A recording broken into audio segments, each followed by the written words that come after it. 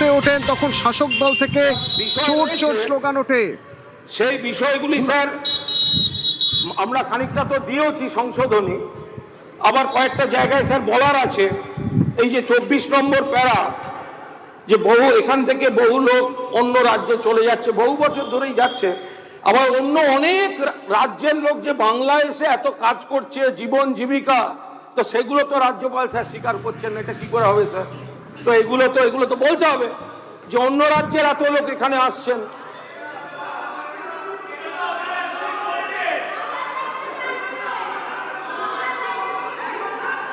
বাংলাদেশ থেকে আসছেন বলে যে প্যারাটা রয়েছে দিদি ভাই, তো সেখানে ত্রিপুরা থেকে ধরা পড়ছে কেন? বিএসএফটা তো অমিত শাহের, বিএসএফটা তো কেন্দ্রীয় সরকারের।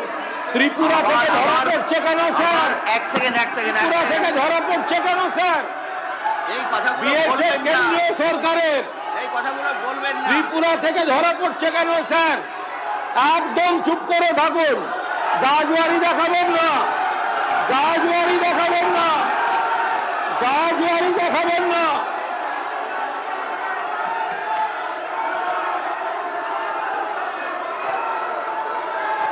ত্রিপুরায় কাদের ছিল স্যার?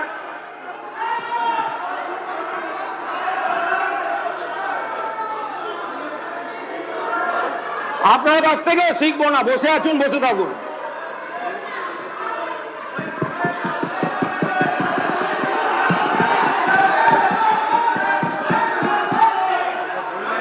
হ্যাঁ, মাইক দেবে তো।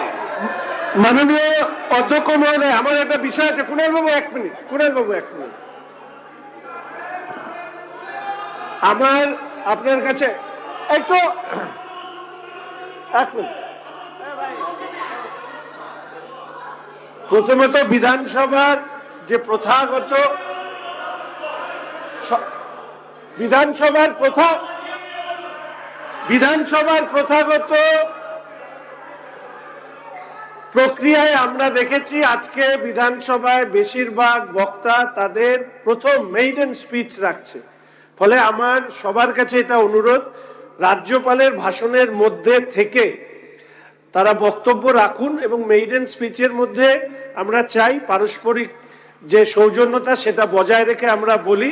আমি অনুরোধ করব সবার কাছে যে মেইডেন স্পিচে ঠিক দুপক্ষই, শাসক বিরোধী দুপক্ষই তার সৌজন্যতা বজায় রেখে কথা বলুক। 5 বছর বিধানসভা চলবে, অনেকবার বক্তব্য রাখবার সুযোগ আমরা পাবো।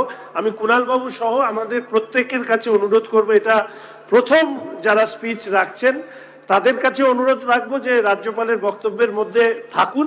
ব্যক্তিগত বিষয় টেনে নিয়ে আসা উচিত নয় বলেই মনে করি এবং মেইডেন স্পিচে বাধা না দেওয়া। বাধা না দিতে। ধন্যবাদ। আমি তো আমার কথা বলছি, আপনার লোকেদের বলুন বাধা না দিতে।